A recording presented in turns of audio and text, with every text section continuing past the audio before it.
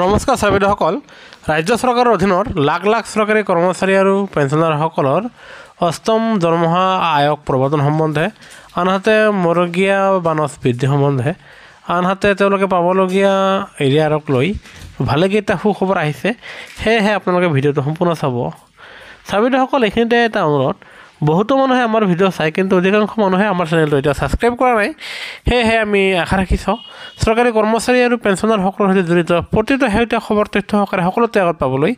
কৰ্মচাৰী আৰু পেঞ্চনাৰসকলৰ পৰিচিত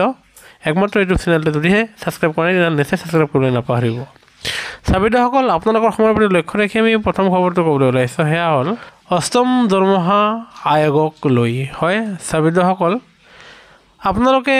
বাদ চাই আছে যে অষ্টম দৰমহা আয়োগৰ কমিটি অচিৰেই গঠন হ'ব কিয়নো প্ৰতি 10 বছৰৰ মূৰে মূৰে যিহেতু আপোনাৰ পে কমিশ্যন দৰমহা আয়োগ গঠন হয় আৰু ইয়াকে লৈ কেইদিনমান আগতে লোকসভাত আপোনাৰ এই সম্বন্ধে প্ৰশ্ন সোধা হৈছিল আৰু যাৰ ফলত ৰাজনাথ সিঙে জনাইছে যে এতিয়ালৈকে কেন্দ্ৰীয় চৰকাৰৰ হাতত তেনেকুৱা ধৰণৰ কোনো প্ৰপ'জাল নাই যে অষ্টম দৰমহা আয়োগ গঠন কৰিব আৰু ইয়াৰ পিছত আপোনাৰ লোকসভা নিৰ্বাচনৰ সেই নটিছখন প্ৰকাশ হোৱাৰ পিছত কৰ্মচাৰী সংগঠনৰ ফালৰ পৰা লগতে পেঞ্চনভোগী সংগঠনে কেন্দ্ৰীয় চৰকাৰক বাৰম্বাৰ জনাইছে যে আপোনাৰ কৰ্মচাৰীসকলৰ প্ৰতি লক্ষ্য ৰাখি মূল্য বৃদ্ধিৰ প্ৰতি লক্ষ্য ৰাখি আনহাতে প্ৰতি 10 বছৰৰ মূৰে মূৰে যি দৰমহা আয়োগ গঠন হয় সেয়া যাতে চৰকাৰে অতি শীঘ্ৰে দৰমহা আয়োগ গঠন কৰি দিয়ে এই ক্ষেত্ৰত অষ্টম দৰমহা আয়োগৰ ক্ষেত্ৰত আমি আপোনালোকক এটা কথা জনাবলৈ ওলাইছোঁ যে কেন্দ্ৰীয় চৰকাৰে শেহতীয়াভাৱে তেওঁলোকে নতুন দৰমহা আয়োগ গঠন কৰিবলৈ বিচৰা নাই এই ক্ষেত্ৰত কেন্দ্ৰীয় চৰকাৰে একৰৱেট ফৰ্মুলাৰ ওপৰত জোৰ দি আছে আৰু এই ফৰ্মুলা মতে আপোনাৰ নিম্ন স্তৰৰ কৰ্মচাৰীসকলৰ আপোনাৰ দৰমহা বেছিকৈ বৃদ্ধি হ'ব আনহাতে কৰ্মচাৰীসকলৰ পাৰফৰ্মেন্সৰ ওপৰত ভিত্তি কৰি তেওঁলোকৰ দৰমহা বঢ়াই দিয়া হ'ব আৰু ইয়া একৰৱেট ফৰ্মুলাৰ মতে যদিহে আপোনাৰ দৰমহা বৃদ্ধি কৰা হয় আপোনাৰ পাৰফৰ্মেন্সৰ ওপৰত ভিত্তি কৰি যদিহে দৰমহা বৃদ্ধি কৰা হয় আনহাতে যদিহে আপোনাৰ ফিটমেণ্ট ফেক্টৰৰ ওপৰত নিৰ্ভৰ কৰি আপোনাৰ দৰমহা বৃদ্ধি কৰা নহয় তেনেস্থলত কৰ্মচাৰী আৰু পেঞ্চনাৰসকলে তেওঁলোকে যথেষ্ট পৰিমাণে লাভৱান নহ'ব আৰু এই ক্ষেত্ৰত একৰৱেট ফৰ্মুলা মতে যদিহে দৰমহা বৃদ্ধি হয় তেনেস্থলত কৰ্মচাৰী আৰু পেঞ্চনাৰ সকলোৱে আপোনাৰ তেওঁলোকে লাভৱান নহ'ব আৰু আপোনালোকে একৰৱেট ফৰ্মুলাৰ বিষয়ে যদিহে সম্পূৰ্ণ ডিটেইলছ ভিডিঅ' এটা লাগে তেনেহ'লে আমাক নিশ্চয় কমেণ্ট ছেকশ্যনত একৰৱেট ফৰ্মুলাৰ ওপৰত ভিডিঅ' লাগে বুলি আপোনালোকে আমাক কমেণ্ট ছেকশ্যনত জনাব আৰু আমি আপোনালোকক সেই সম্বন্ধে ডিটেইলছ এটা ভিডিঅ' বনাই আপলোড কৰিম আৰু চাৰ্ভেসকল সেয়েহে কৰ্মচাৰী পৰিষদে আপোনাৰ একৰৱেট ফৰ্মুলাৰ সলনি তেওঁলোকে অষ্টম দৰমহা আয়োগৰ সেই কমিটিখন গঠন কৰি দিবলৈ ৰাষ্ট্ৰপতিৰ লগতে প্ৰধানমন্ত্ৰী মহোদয়ক আনহাতে বিভাগীয় কৰ্তৃপক্ষক সেয়া জনাইছে আৰু আশা কৰা গৈছে যে লোকসভা নিৰ্বাচনৰ পিছে সেয়া আপোনাৰ বাট মুকলি হ'ব যে সঁচা অৰ্থত কেন্দ্ৰীয় চৰকাৰে অষ্টম দৰমহা আয়োগ গঠন কৰিব নে একৰৱেট ফৰ্মুলা মতে পৰৱৰ্তী কৰ্মচাৰীসকলৰ দৰমহা বৃদ্ধি কৰা হ'ব সেয়া লক্ষণীয় হ'ব পৰৱৰ্তী লোকসভা নিৰ্বাচনৰ ৰিজাল্ট ঘোষণা হোৱাৰ পিছত নতুন চৰকাৰ যেতিয়া গঠন কৰিব তাৰ পিছতহে আপোনালোকে অষ্টম দৰমহা আয়োগৰ বিষয়ে ডিটেইলছ জানিবলৈ সক্ষম হ'ব এতিয়া আমি আপোনালোকক আন এটা শেহতীয়া খবৰ দিবলৈ ওলাইছোঁ সেয়া হ'ল কেন্দ্ৰীয় চৰকাৰে গুৰুত্বপূৰ্ণ জাননী প্ৰেৰণ কৰিছে য'ত কৈছে যে পেঞ্চনাৰ এজনৰ মৃত্যুৰ পিছত ঘৰৰ মানুহে বেছিকৈ বৰ্ধিত পেঞ্চন লাভ কৰিব পেঞ্চনাৰ এজন অৱসৰৰ 7 বছৰ পিছত যদি মৃত্যুবৰণ কৰে তেতিয়া পেঞ্চনাৰজনে যি পেঞ্চন পাইছিল সেই 100% পেঞ্চন ঘৰৰ মানুহে লাভ কৰিব আৰু এই সম্পূৰ্ণ পেঞ্চন লাভ কৰিব যেতিয়ালৈকে পেঞ্চনাৰজন 67 বছৰ নোহোৱালৈকে তেওঁলোকে সম্পূৰ্ণ পেঞ্চন লাভ কৰিব আৰু কৰ্মচাৰী এজনৰ 67 বছৰৰ পিছত তেখেতসকলৰ ফেমিলি পেঞ্চন আপোনাৰ 60%হে লাভ কৰিব এতিয়া এনে শেহতীয়া খবৰ সেয়া হ'ল বেংক কৰ্তৃপক্ষই পেঞ্চনাৰসকলক পেঞ্চন স্লিপ প্ৰদান নকৰে সেয়েহে চৰকাৰে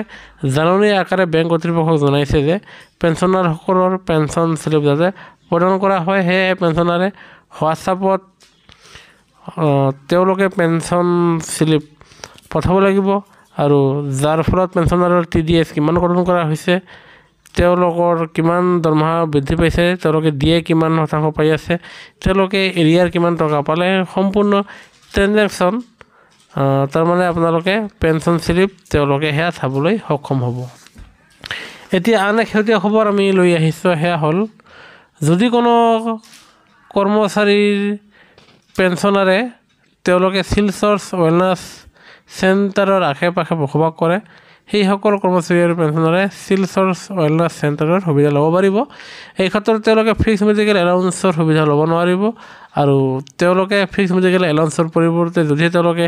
শিলচৰ ৱেলনেছ চেণ্টাৰৰ সুবিধা ল'ব পাৰিব, সেয়া তেওঁলোকে ল'ব পাৰিব। আৰু এতিয়া আন এক শেহতীয়া খবৰ, সেয়া হ'ল পেঞ্চনাৰৰ মৃত্যু হোৱাৰ পিছত ফেমিলি পেঞ্চন সময়মতে পাবলৈ যদি PPO হোৱা নাই, তেনে স্থলত প্ৰভিজনেল পেঞ্চনৰ বাবে আপোনালোকে পেঞ্চনাৰ এজন কেতিয়াও মৃত্যুবৰণ কৰিছে, সেই সময়ৰ পৰাই তেখেতসকলে আপোনাৰ পেঞ্চন পাব, আৰু যাৰ ফলত ঘৰৰ মানুহে ফেমিলি পেঞ্চন পাবলৈ সক্ষম হ'ব। এতিয়া আন এক শেহতীয়া খবৰ, সেয়া হ'ল মহাৰাষ্ট্ৰ চৰকাৰে NPS আৰু OPSৰ ঠাইত GPS ব্যৱস্থা প্ৰৱৰ্তন কৰিবলৈ গৈ আছে, য'ত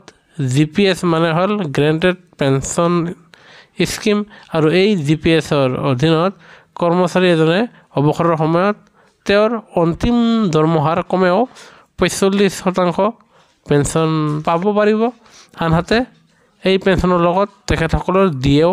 গণনা কৰাৰ ব্যৱস্থা থাকিব, আৰু এয়া নিশ্চয় OPSৰ সমপৰ্যায় হ'ব, যদিও কৰ্মচাৰী সংগঠনে আৰু পেঞ্চনাৰসকলে তেওঁলোকে পুৰণা পেঞ্চন আঁচনি বিচাৰি আছে। এতিয়া আন এক শেহতীয়া খবৰ, সেয়া হ'ল ডিফেন্সৰ পেঞ্চনাৰসকলে তেওঁলোকৰ স্পাৰ্চত যদি প্ৰয়োজনীয় তথ্য আপলোড কৰিব আছে, সেয়া তেওঁলোকে নিজে ঘৰত বহি স্পাৰ্চ পৰ্টেলৰ মাধ্যমতে তেখেতসকলে সকলো আপোনাৰ ডিটেইলছ তেওঁলোকে ফিল আপ কৰিব পাৰিব, আপডেট কৰিব পাৰিব। এই ক্ষেত্ৰত তেখেতসকলে বিভাগীয় ৰেকৰ্ড অফিচত গৈ এপ্লিকেশ্যন নিদিয়েও সেয়া আপডেট কৰিব পাৰিব। সুপ্ৰিম কোৰ্টে কৰ্মচাৰী আৰু পেঞ্চনৰ সপক্ষে ৰায়দান দি কৈছে যে যদি বিভাগে বেছিকৈ টকা প্ৰদান কৰিছে চাকৰি কৰি থকা অৱস্থাত, তেনেহ'লে সেই বৰ্ধিত টকা ঘূৰাই ল'ব নোৱাৰিব, কিয়নো এয়া কৰ্মচাৰীজনৰ ভুল নহয়। এয়া বিভাগ কৰ্তৃপক্ষই যদিহে কৰ্মচাৰীজনৰ ইনক্ৰিমেণ্ট বনোৱাত নাইবা দৰমহাৰ বনোৱাত যদিহে বিভাগে কিবা ভুল হয়, তেনেস্থলত কৰ্মচাৰীজনৰ পৰা সেই বৰ্ধিত টকাখিনি ঘূৰাই ল'ব নোৱাৰিব, আৰু এয়া নিশ্চয় কৰ্মচাৰীৰ হকে মাননীয় উচ্চতম ন্যায়ালয়ৰ এক গুৰুত্বপূৰ্ণ ৰায়দান। এতিয়া আমি ক'বলৈ ওলাইছোঁ কৰ্মচাৰী আৰু পেঞ্চনাৰে পাবলগীয়া 40% মৰুগীয়া বানচৰ আপোনাৰ পাবলগীয়া দ্বিতীয় কিস্তি হয়। আপোনালোকৰ যি 5 মাহৰ এৰিয়াৰ হৈছিলগৈ, সেই 5 মাহৰ এৰিয়াৰৰ আপোনালোকে 50% এৰিয়াৰ লাভ কৰিছে, আনহাতে বাকী 50% আপোনালোকৰ এই এপ্ৰিল মাহত লাভ কৰা আছিল, কিন্তু এপ্ৰিল মাহ পাৰ হৈ গ'ল, কিন্তু এতিয়াও কৰ্মচাৰীসকলে পাবলগীয়া 50% এৰিয়াৰ টকাখিনি লাভ নকৰিলে। যিহেতু এয়া মে' মাহ চলি আছে, আৰু সেয়েহে আপোনালোকে এই মে' মাহৰ ভিতৰতে আপোনালোকে এৰিয়াৰৰ টকাখিনি পাবলৈ সক্ষম হ'ব। আনহাতে আপোনালোকে পাবলগীয়া 50% দিয়ে এৰিয়াৰৰ বাকী যি আপোনাৰ দুটা কিস্তি, আপোনাৰ জানুৱাৰী আৰু ফেব্ৰুৱাৰী মাহৰ আপোনালোকৰ 50% দিয়ে যি এৰিয়াৰ লাভ কৰিব, আপোনালোকে সেয়া দুটা কিস্তিত পাবলৈ সক্ষম হ'ব, আৰু সেয়া হ'ল আপোনাৰ মে' আৰু জুন মাহত আপোনালোকে দুটা কিস্তিত 50% দিয়ে আপোনাৰ এটা কিস্তি 2 মাহত পাবলৈ সক্ষম হ'ব।